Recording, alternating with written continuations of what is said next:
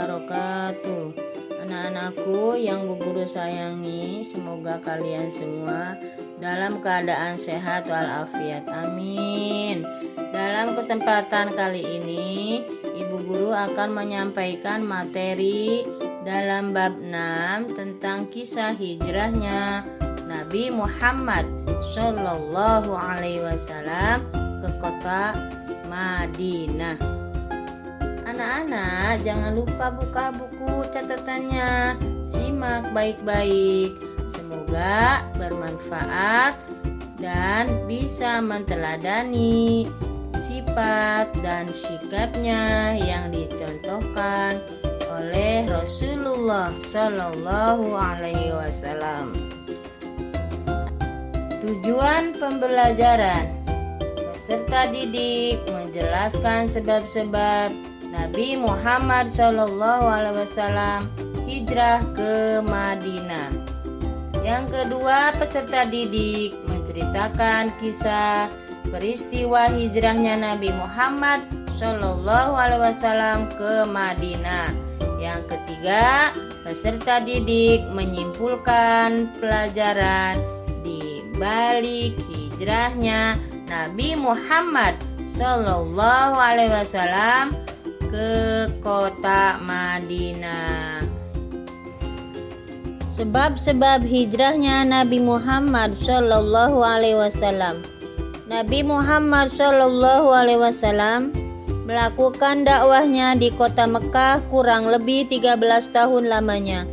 Respon masyarakat kota Mekah dalam menerima ajakan dakwah Nabi Muhammad Shallallahu Alaihi Wasallam kebanyakan menolak dan justru memusuhi Nabi Muhammad Shallallahu Alaihi Wasallam. Di tengah penolakan ajakan agama Islam, Nabi Muhammad Shallallahu Alaihi Wasallam memutuskan untuk berhijrah ke kota Madinah.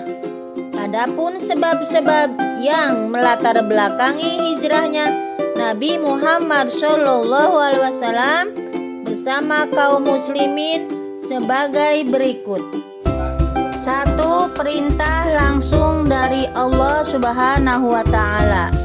Dakwah yang dilakukan Rasulullah Shallallahu Alaihi Wasallam di kota Mekah terasa makin berat setelah kehilangan orang-orang terkasih Rasulullah Shallallahu Alaihi Wasallam, yakni istri tercinta Khadijah bin Khalid dan pamannya Abu Thalib berpulang ke rahmatullah dalam kurun waktu yang berdekatan.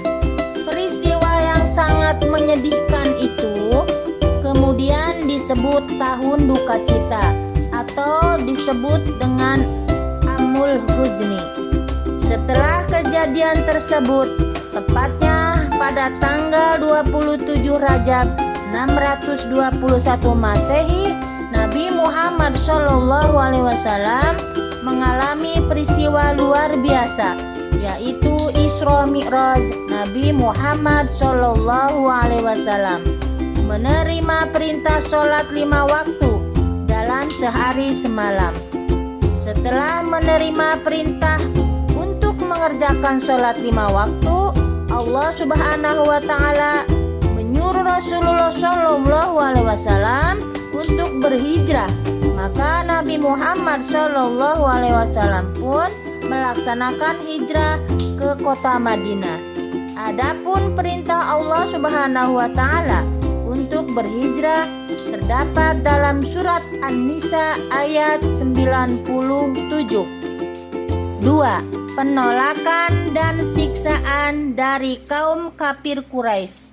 Selain merupakan perintah langsung dari Allah Subhanahu wa Ta'ala, keinginan Nabi Muhammad Shallallahu Alaihi Wasallam untuk berhijrah juga dipengaruhi oleh berbagai macam bentuk siksaan kaum kafir Quraisy yang diterima oleh Nabi Muhammad Shallallahu Alaihi Wasallam bersama kaum muslimin di kota Mekah. Selama 13 tahun Rasulullah Shallallahu Alaihi Wasallam hidup dan berdakwah di kota Mekah. Beliau dan para pengikutnya seringkali mengalami cobaan yang besar dan siksa siksaan yang begitu pedih, cemoohan, cacian, makian, penyiksaan, ancaman, bahkan perampasan harta benda untuk menghalang-halangi dakwah Nabi Muhammad Shallallahu Alaihi Wasallam dan pengikutnya seringkali dilakukan oleh kaum Quraisy. Selain itu, dalam rangka menghalang-halangi dakwah Rasulullah Shallallahu Alaihi Wasallam, kaum kafir Quraisy melakukan pemboikotan kepada kaum muslimin yang berlangsung selama 3 tahun. Adapun pemboikotan yang dilakukan kaum kafir Quraisy sebagai berikut. Di antaranya A. Melarang setiap perdagangan dan bisnis dengan pendukung Nabi Muhammad Shallallahu Alaihi Wasallam. Yang B. Tidak ada seorang pun yang berhak mengadakan ikatan perkawinan dengan orang muslim. Bagian ketiga C. Melarang keras untuk bergaul dengan kaum muslimin. D. Musuh Nabi Muhammad Shallallahu Alaihi Wasallam harus didukung dalam berbagai keadaan bagaimanapun. Baiat Aqobah pada tahun 621 Masehi bertepatan dengan tahun ke-12 kenabiannya Rasulullah Shallallahu Alaihi Wasallam. Didatangi oleh 12 orang dari Yasrib, Madinah, dan mereka masuk Islam serta melakukan perjanjian di bukit yang bernama Aqobah. Perjanjian ini dikenal dengan nama Perjanjian Aqobah Pertama setelah Perjanjian Aqobah Pertama pada tahun 622 Masehi. Orang-orang Yasrib yang berjumlah 75 orang dan diantaranya terdapat 2 perempuan mendatangi Nabi Muhammad Shallallahu Alaihi Wasallam untuk melakukan perjanjian dan menyatakan memeluk agama Islam. Perjanjian tersebut dikenal dengan nama Perjanjian Aqobah Kedua. Pada perjanjian tersebut Nabi Muhammad Shallallahu Alaihi Wasallam didampingi pamannya yang bernama Hamzah.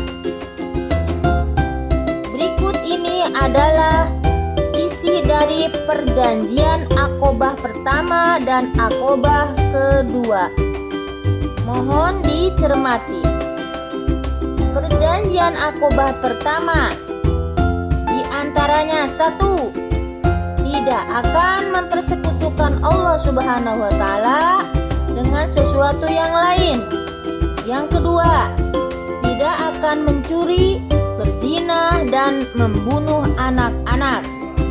Dan yang ketiga, tidak akan saling memfitnah. Yang keempat, tidak akan mendurhakai Nabi Muhammad Shallallahu Alaihi Wasallam. Selanjutnya, Perjanjian Aqobah Kedua. Kesiapan penduduk Yasrib untuk melindungi Nabi Muhammad Shallallahu Alaihi Wasallam. Yang kedua, keikutsertaan penduduk Yasrib untuk berjuang dengan harta dan jiwanya. Yang ketiga, penduduk Yasrib akan ikut memajukan agama Islam dan menyiarkan agama kepada sanak saudara mereka. Yang terakhir, kesiapan para penduduk Yasrib menerima segala resiko dan tantangan.